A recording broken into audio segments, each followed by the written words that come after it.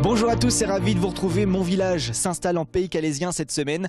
14 communes du secteur qui sont réunies en communauté de communes dans laquelle il y a Conflans-sur-Agny, Raët, Écorpin, Montaillé, Marolles-les-Saint-Calais, Évaillé, Sainte-Cérotte, Bessé-sur-Bray, Saint-Osman, Saint-Germain-de-Vic, La Chapelle-Lyon, Cogné, Vancé et j'oublie Saint-Calais évidemment, dans laquelle nous sommes actuellement. Alors pour le côté pratique, on est situé à 30 minutes de la gare TGV de Vendôme. Il y a l'autoroute A11 également et il se passe toujours quelque chose ici en Pays Calaisien. J'en ai fait l'expérience avec l'infiltré du dimanche et je vous promets, je ne partirai pas d'ici sans manger un chausson aux pommes, spécialité de la région depuis plus de 3 siècles. Pour nous présenter la communauté de communes du Pays Calaisien, j'ai rendez-vous tout de suite avec son président Jean-Loup Armand. Bonjour Jean-Loup Armand. Bonjour, merci de votre visite en Pays Calaisien. Merci, nous sommes devant une des réalisations de la communauté de communes du Pays Calaisien, le centre artistique Jean Français. Qui est avec un X. Avec un X, qui est un compositeur sartois, assez peu connu en France d'ailleurs, plus connu à l'étranger, dont on a fêté le centenaire l'année dernière. Elle est toute neuve? Elle est toute neuve, on l'a inaugurée en septembre dernier. Ça fait partie donc de ce que vous faites à la communauté de communes.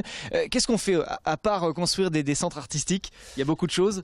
On fait pas mal de choses effectivement, dont la principale c'est le développement économique, mais moi j'ai coutume de dire que le développement économique lui-même ne se suffit pas. On a d'ailleurs l'exemple de collectivités à côté, où il faut côté effectivement des services sanitaires, des services artistiques, des services sportifs, avoir une vie réelle à côté qui permet aux gens des entreprises de pouvoir s'éclater sur notre territoire. Et il est grand, il est beau, il y a plein de choses à faire. Mais il est grand, il est beau, forcément que je l'aime puisque je suis né ici. Ouais. Alors vous vous occupez un petit peu du logement aussi? Un petit peu du logement social, oui. On a 2 réalisations aujourd'hui, une à Montaillé et une qui s'achève à Marolles. Et dont d'ailleurs les logements ont trouvé preneur tout de suite, quoi. Les sportifs aussi sont dans votre champ d'action? Les sportifs aussi, avec derrière nous, mais on ne le voit pas là, c'est la piste d'athlétisme qui a été réalisée il y a déjà maintenant plus de 10 ans et qui a permis au club local de se développer. Il y a d'autres activités dans les lycées, les collèges, de pratiquer des activités dans des conditions nettement meilleures. Les projets à venir pour la communauté de communes? Des projets, des gros projets. Déjà, le projet de développer la zone économique avec l'achat de terrain et à terme, comme on a toujours fait, la construction d'un bâtiment blanc. Mais ça, ce sont des projets à quelques années. L'achat devrait se concrétiser cette année, très prochainement. Et puis l'autre grand projet dans lequel nous sommes partis, c'est la maison de santé pluridisciplinaire, qui est donc un projet de santé, comme son nom l'indique, et qui devrait permettre en tout cas à notre territoire de rester attractif, d'avoir des médecins, des infirmières, et qu'ils puissent exercer dans des conditions correctes. Elle sera où cette maison? Alors c'est un projet qui se décline en 2 parties. Une partie donc avec la maison médicale actuelle qui va être rachetée et développée, et une deuxième partie sur la commune de Bessé-sur-Bray où là c'est une construction neuve complètement.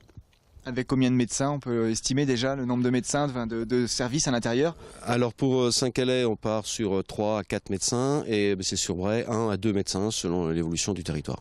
L'évolution, donc on augmente la population dans le Pays Calaisien en ce moment? Non, c'est bien notre grand regret puisque sur le Perche-Sartois, nous sommes la seule communauté de communes où la population est plutôt en régression. C'est pas énorme, mais c'est une petite régression quand même et ça nous embête un peu. Et si on revient un petit peu sur ce centre artistique, il a été créé avec des normes écologiques assez drastiques? Oui, c'est-à-dire que nous avions une volonté qui, à mon sens, devrait être une volonté largement partagée par tous les élus, d'avoir des bâtiments qui sont peu gourmands en énergie, mais peu gourmands aussi en entretien. On a raisonné notamment sur les espaces verts, qu'il n'y ait pas trop d'espace à tondre, c'est du temps à passer. Donc on aura une partie de l'espace vert qui sera ce qu'on appelle en gestion raisonnée. On tond une fois l'année et puis après, on laisse la nature faire. Et puis un bâtiment qui sera développé plus tard avec un auditorium qui est prévu aussi? Oui, alors le grand projet, appelons-le comme ça, c'est effectivement ce centre artistique aujourd'hui avec des salles de musique. Demain, un auditorium de 300 places et une salle de danse.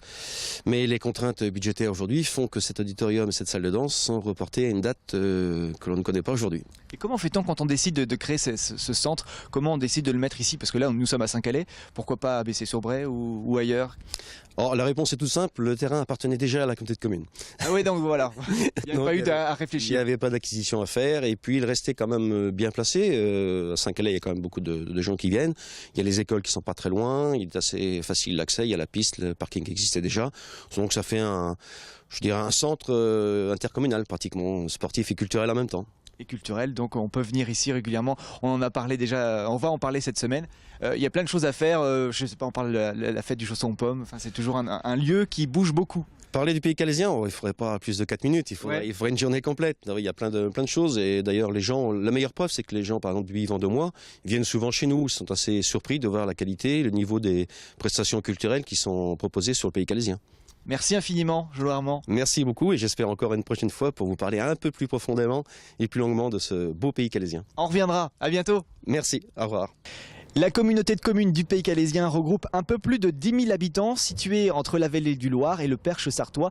Elle est premier pays d'art et d'histoire des Pays de la Loire. Demain, nous irons à Écorpin à la rencontre de Vincent Véron, directeur de Smirgeum. C'est le centre de tri, de traitement des déchets de la Comcom. À demain pour la suite de Mon Village.